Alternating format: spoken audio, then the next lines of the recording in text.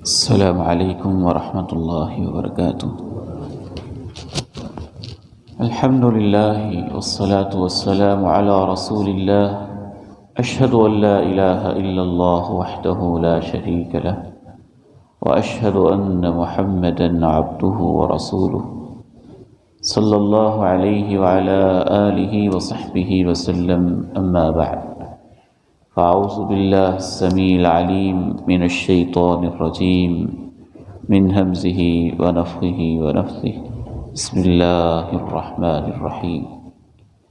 والذین اذا ذکروا بآیات ربہم لم یخروا علیہا صما وعمیانا۔ اور رحمان کے بندے وہ ہیں کہ جب ان کو ان کے رب کی آیات مبارکہ کے ذریعے سے نصیحت کی جاتی ہے، لم یخروا علیہا صما وعمیانا، تو وہ ان آیات پر بہرے اور اندھے ہو کر نہیں گرتے۔ اس آیت مبارکہ میں اللہ تعالیٰ نے یہ بتایا ہے کہ رحمان کے بندوں کا اللہ کی آیات کے ساتھ کیسا رویہ ہوتا ہے، کیا انداز ہوتا ہے۔ لم یخروا علیہا صما وعمیانا، صم اصم کی جمع ہے، بہرے، عمیانا اعمیٰ کی جمع ہے، اندھے، خر کا معنی ہوتا ہے گرنا۔ بہرے اور اندھے ہو کر نہیں گرتے، مطلب یہ ہے کہ اللہ تعالیٰ کی آیات کو سن کے وہ کانوں کو کھولتے ہیں، سنتے ہیں، اور پھر کھلی آنکھوں سے دیکھتے ہیں، اس کے مطابق اپنی زندگی کو بنانے کی کوشش کرتے ہیں۔ وہ بہرے اور اندھے نہیں ہوتے اس معنی میں کہ سنی ان سنی کر دیں، ٹس سے مس نہ ہوں، آیات پڑھی جائیں اور ان کی آنکھیں بند کی بند ہی رہیں اور عمل ویسے کا ویسا ہی رہے۔ رحمان کے بندے ایسے نہیں ہوتے ہیں۔ کیسے ہوتے ہیں؟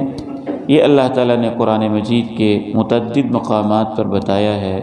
کہ رحمان کے بندے، ان کا اللہ کی آیات کے ساتھ کیسا تعلق ہوتا ہے۔ ایک مقام پہ اللہ تعالیٰ نے کہا کہ رحمان کے بندے جو ہیں، قرآن مجید کی جب آیات وہ سنتے ہیں، خروا سجدا وبکیا، وہ روتے ہیں اور سجدے میں گر پڑتے ہیں۔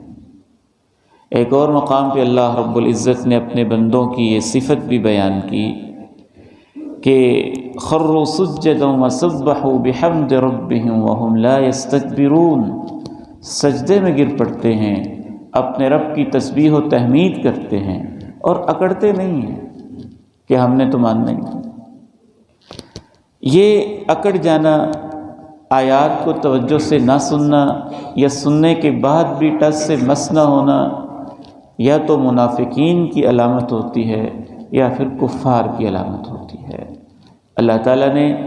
ان دونوں گروہوں کے بارے میں قرآن مجید میں کہا ہے کہ ان کے لیے تو میری آیات ایسی ہیں جیسے ان کے کانوں میں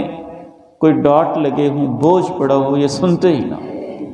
ان کے دلوں پہ جیسے پردے چڑھے ہوئے ہوں، تالے لگے ہوئے ہوں، غور و فکر کرتے ہی نہیں۔ صم بکم عمی فہم لا یعقلون، بہرے ہیں، گونگے ہیں، اندھے ہیں، ان کو کوئی عقل نہیں۔ کفار و منافقین کے اوپر اللہ تعالیٰ نے تبصرہ کیا، لیکن جو رحمان کے بندے ہوتے ہیں ان کی زندگی قرآن مجید کے اندر اور قرآن مجید کے ساتھ ساتھ ایسے ڈھلی ہوتی ہے کہ اگر اللہ یہ کہہ دیں کہ وہ شراب جو 40 سال سے تم پی رہے ہو، 30 سال سے تم پی رہے ہو، نشے کی عادت کو چھوڑنا کتنا مشکل ہوتا ہے۔ جب وہ آیات مبارکہ نازل ہوئیں تو جو یوں پیالے ہاتھوں پہ رکھے ہوئے تھے، چھلک رہے تھے، جام بھرے ہوئے تھے، وہ بھی صحابہ نے زمین پہ پٹک دیے تھے۔ یہ رحمان کے بندے ہیں۔ جب آیت مبارکہ اتری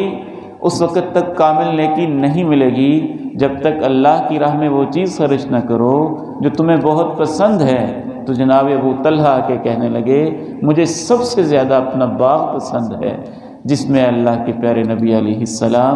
آپ کبھی کبھی تشریف بھی لے جاتے ہیں، میں وہ اللہ کی راہ میں دینا چاہتا ہوں۔ رحمان کے بندے وہ ہیں کہ جب اللہ رب العزت نے قرآن مجید میں کوئی بھی حکم دیا تو فوری طور پر انہوں نے اس پر عمل کی کوشش کی، حتیٰ کہ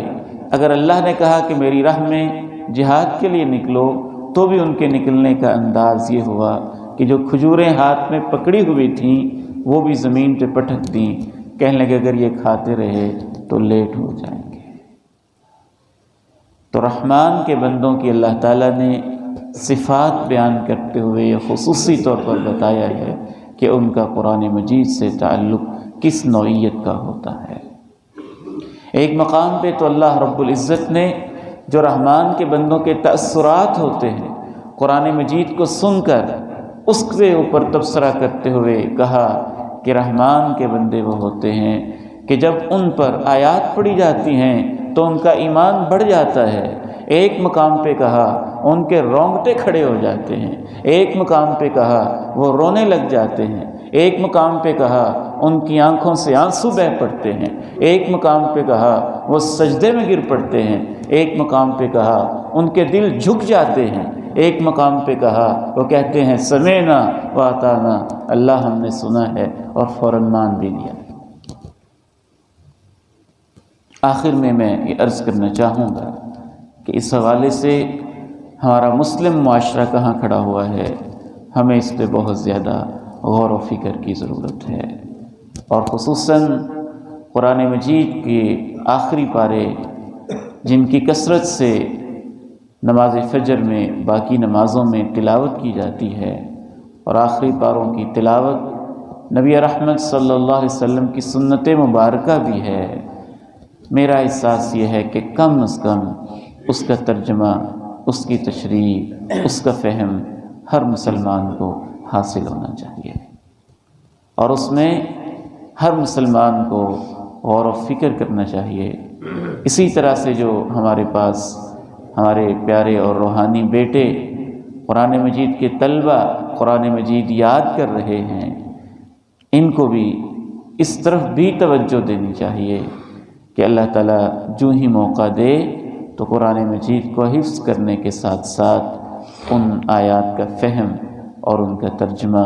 اور اس پہ عمل کا جذبہ یہ بھی اللہ تعالیٰ ہمیں عطا فرمائے۔